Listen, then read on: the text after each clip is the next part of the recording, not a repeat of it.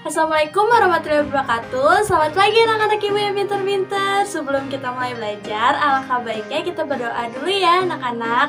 Berdoa sesuai agama dan kepercayaan masing-masing. Berdoa di dalam hati dimulai. Berdoa selesai. Baik, pagi ini anak-anak ibu sudah sarapan belum? Pintar yang sudah sarapan. Yang belum sarapan, mulai besok sarapan dulu ya, biar kita konsentrasi dalam belajar dan tetap semangat belajarnya. Baik, sebelum kita mulai belajar, Ibu ingin absen dulu siapa yang tidak hadir hari ini?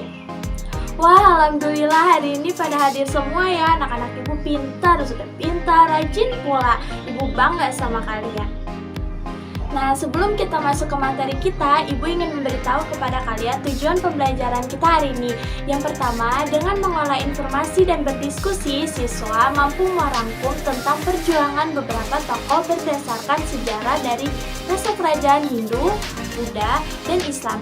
Nah, yang kedua, dengan membaca teks, siswa mampu menemukan paling sedikit 3 informasi tentang perjuangan Raja Purnawarma dengan benar dan percaya diri. Baik, hari ini kita akan belajar mengenai tema 5, pahlawanku, dengan subtema 1, perjuangan para pahlawan. Ayo coba anak-anak ibu yang pintar, perhatikan gambar di samping ibu. Ada yang tahu mereka sedang apa dari ketiga gambar tersebut? Oh, benar sekali. Untuk anak-anak ibu yang belum paham tentang makna dari gambar tersebut akan Ibu jelaskan. Gambar yang pertama menjelaskan tentang seorang teman yang sedang menjenguk teman kelasnya yang sedang sakit. Untuk gambar yang kedua menjelaskan tentang Dani dan Ridho sedang mengamati perkembangan bunga. Dan yang gambar ketiga menjelaskan tentang bahwa Rani sedang membantu Santi memasukkan buku ke dalam tas Rani. Nah, anak ibu yang pintar, dari ketiga gambar tersebut menjelaskan bahwa betapa pentingnya saling tolong-menolong. Jadi, ibu harap anak-anak yang pintar-pintar ini harus saling tolong-menolong sesama teman ataupun kepada orang lain. Nah, selanjutnya ibu minta kalian membaca cerita tentang Raja Purnawarman, Panji Segala Raja pada buku kalian di halaman 2. Nanti kita akan bahas bersama-sama soalnya. Ibu kasih waktu 10 menit ya anak-anak.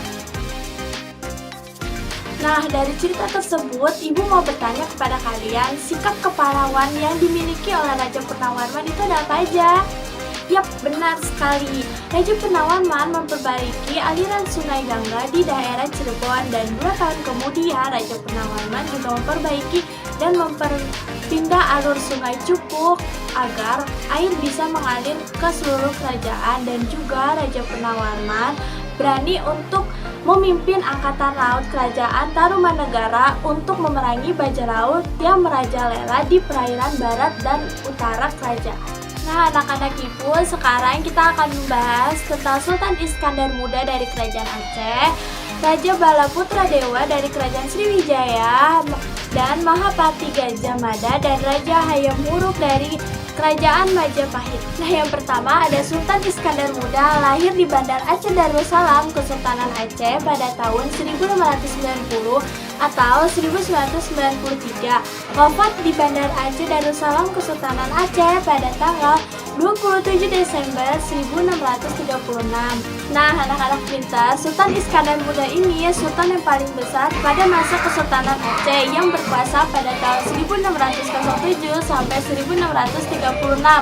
Karena beliau juga Aceh mencapai kejayaannya di mana daerah kekuasaannya semakin besar dan reputasi internasional sebagai pusat dari perdagangan dan pembelajaran tentang Islam. Lalu apa saja yang telah dilakukan oleh Sultan Iskandar Muda? Yang pertama, membangun angkatan perang dengan mencari tenaga-tenaga muda untuk menjadi anggota angkatan perang di daerah kekuasaannya. Yang kedua, penataan pemerintah melalui pembagian wilayah yang disebut mukim dan membuat peraturan perekonomian negara. Dan yang terakhir, sebagai raja dari sebuah kerajaan Islam dengan mendirinya beliau untuk membangun perekonomian yang sangat besar pada tahun 1614. Sultan Iskandar Muda membangun Masjid Baitul Rahman. Nah, yang kedua ada biografi Balaputra Dewa. Menurut prasasti Nalanda, Balaputra Dewa adalah cucu seorang raja Jawa yang dijuluki Wirawairi Matana atau penumpas musuh perwira. Julukan kakeknya ini mirip dengan Wiranardana alias Dharamindra dalam Prasasti Keluruk, dengan kata lain Balaputra Dewa merupakan cucu dari Darahindra. Ayah Balaputra Dewa bernama Samarangwira, sedangkan ibunya bernama Dewatara, putri Sri dan Masetu dari Wangsa Soma. Nah, bagaimana sih cara Putra Dewa menjadi Raja Sriwijaya? Nah, anak ibu yang pintar, awal mula Balaputra Dewa menjadi Raja Sriwijaya ini berawal karena Samarawira identik dengan Samaratungga, Raja Jawa. Sepeninggal Samaratungga terjadi perebutan tahta di antara dua anaknya, yaitu Balaputra Dewa melawan Pramudawardhani pada tahun 856, dan Balaputra Dewa ini dikalahkan oleh Raka Pikatan, suami Pramudawardhani, sehingga menyingkir ke Pulau Sumatera. Nah, berdasarkan analisis prasasti Ligor, Kerajaan Sriwijaya dikuasai oleh Wangsa Sailendra pada zaman Maharaja Wisnu. Sebagai anggota Wangsa Sailendra, Balaputra berhasil menjadi raja di Sumatera, sedangkan kakaknya yaitu Samaratungga menjadi raja di Jawa. Nah, lebih jelasnya lagi anak-anak bisa baca di web ya. Lalu apa saja perjuangan Raja Balaputra Dewa? Yang pertama, membangun angkatan laut yang kuat. Yang kedua, membangun Taman Sriketra. Yang ketiga, membawa Sriwijaya ke puncak kejayaan di bidang ekonomi, pendidikan, dan kebudayaan. Dan yang keempat, membawa Sriwijaya menjadi kerajaan yang makmur. Nah, yang ketiga ada biografi Raja Hayam Wuruk dan Gajah Mada Kerajaan Majapahit. Hayam Wuruk lahir pada tanggal 1334 dan meninggal pada tahun 1389, adalah raja keempat Majapahit yang memerintah pada tahun 1350 sampai 1389. Ia bergelar sebagai Sri Raja Samanarnegara. Nah, yang kedua, Gajah Mada wafat pada tahun 1364, adalah seorang panglima perang dan tokoh yang sangat berpengaruh pada zaman kerajaan Majapahit. Lalu apa saja perjuangan Raja Hayam Wuruk dan Pati Gajah Mada?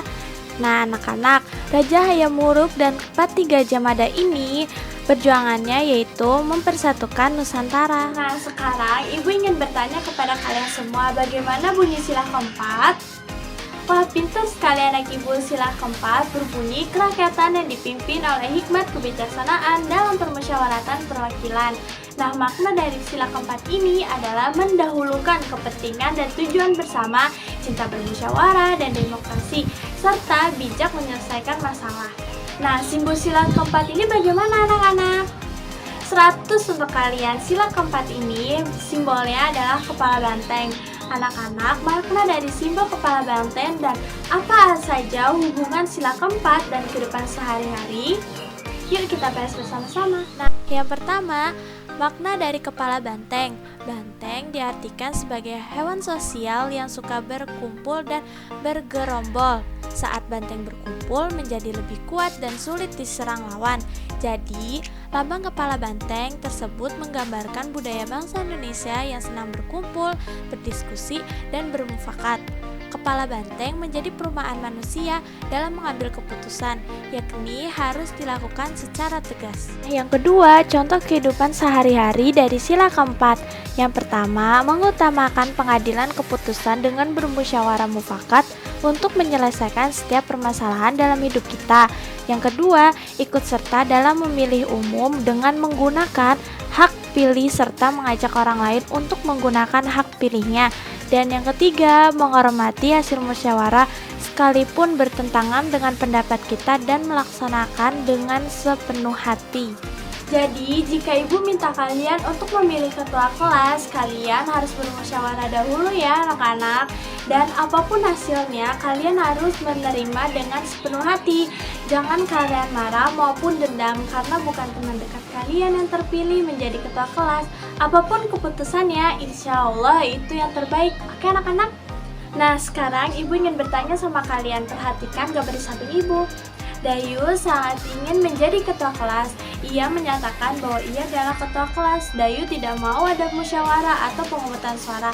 Nah, menurut kalian, sikap Dayu ini sudah mencerminkan sila keempat belum? 100 buat kalian. Karena Dayu hanya mementingkan diri sendiri dan tidak mau mendengarkan pendapat orang lain. Nah, anak-anak ibu yang pintar tidak boleh seperti Dayu ya. Kita harus bermusyawarah terlebih dahulu ya pembelajaran kita hari ini.